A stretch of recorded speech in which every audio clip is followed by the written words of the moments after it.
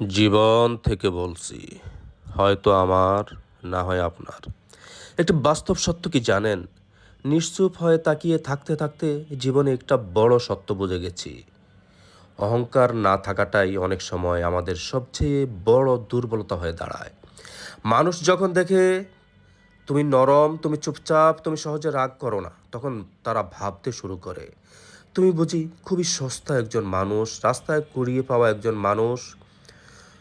তখন তোমার অনুভূতির কোনো দাম থাকে না, তোমার কথার কোনো ওজন থাকে না, যা মুখে আসে তোমাকে নিয়ে তাই বলে ফেলে, তুচ্ছ তাচ্ছিল্য করে, অবহেলা ছড়ে দেয়, যেন তুমি মানুষই নও তাদের দৃষ্টিতে। আরে একটু ভাবুন তো, আপনি যাদেরকে তুচ্ছ তাচ্ছিল্যের দৃষ্টিতে দেখেন, তারাও তো মানুষ, তাদেরও তো একটা মন আছে, ব্যথা আছে, অনুভব আছে, অনুভূতি আছে। এই কথাটা কি কেউ একবারও ভাবেনি? আমি বলতে চাই, আমি অহংকারী হতে চাইনি কখনো, বরং সব সময় চেয়েছে মানুষ হয়ে থাকতে, ভালোবাসতে, সম্মান করতে, বোঝার চেষ্টা করতে।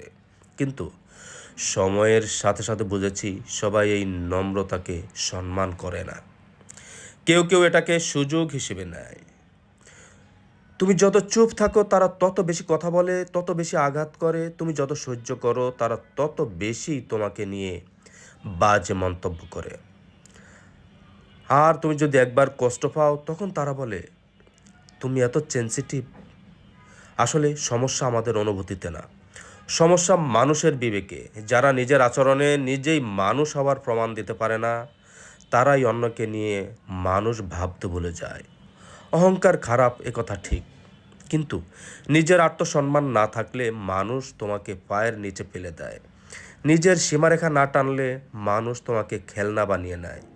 আমি শিখেছি নীরবতা মানেই দুর্বলতা নয়, নরম হওয়া মানেই বোকা হওয়া নয়। কিন্তু সবাইকে সেই নরম দিকটা দেখানোও ঠিক হবে না।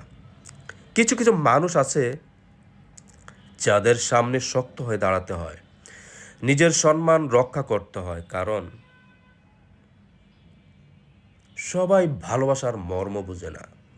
কেউ কেউ কেবল কঠোরতা বোঝে। এই পৃথিবীতে ভালো মানুষ হওয়া খুব সহজ না। বারবার ভেঙে যাওয়ার পরেও আবার বিশ্বাস করা, আবার ভালো থাকা, এটা সহজ কাজ না।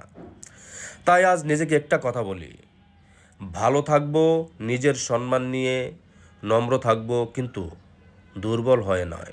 প্রয়োজনে দূরে সরব, চুপ করে চলে যাব, কিন্তু কারো কাছে নয়। নিজের আত্মসম্মান নিয়ে বেঁচে থাকাটাই জীবনের সবচেয়ে বড় সার্থকতা।